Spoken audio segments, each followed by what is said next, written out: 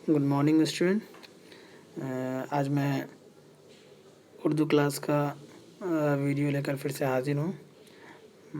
आज का जो सबक है वो ख़ासकर 9वीं जमात में जो तलबा अभी आए हैं उनके लिए हैं।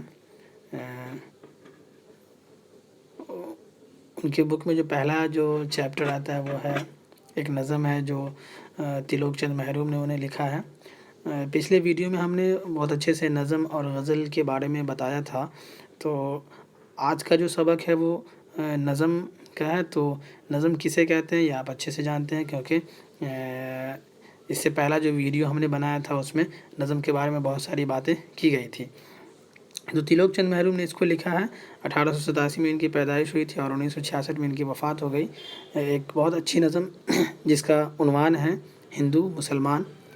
यानी उन्होंने ये जो नज़म लिखी हिंदू और मुसलमान, वाकई बहुत ही बेहतरीन नज़म है जो कि आपके किताब में शामिल किया गया है और हालात हाज़रा का बहुत बेहतरीन अंदाज से इसको समझा जा सकता है इस नज़म के ज़रिए कि हिंदू मुसलमान हैं भाई भाई, तफरीक कैसी कैसी लड़ाई। हिंदू हो कोई या हो मुसलमान, इज़्ज़त के काबिल है बस वो इंसान। नेकी हो जिसका कार नुमाया, औरों की मुश्किल हो जिससे आसा।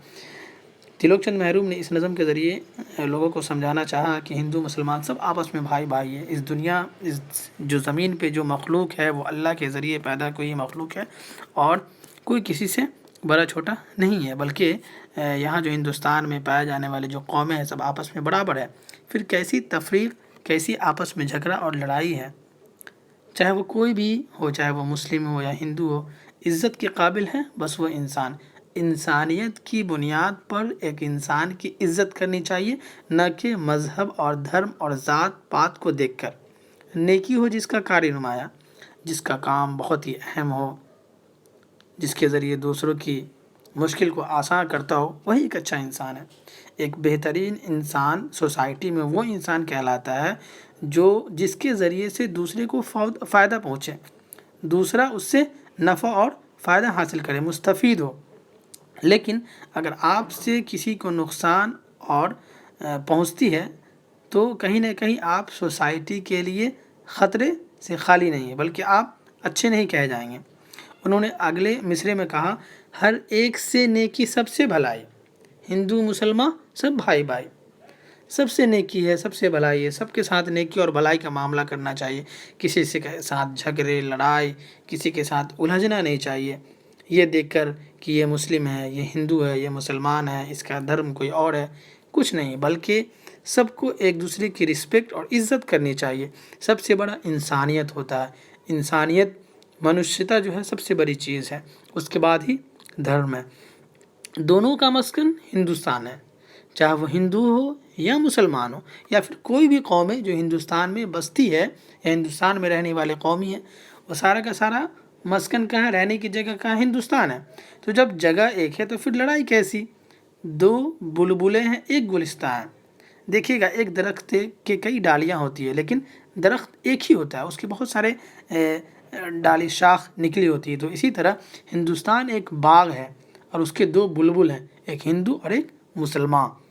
एक सरजमी है एक आसमां है। शायर ने, तिलोक चंद महरूम ने, एक को सरजमीन कहा और एक को आसमां कहा। दोनों का यकजा सूदो ज़या है।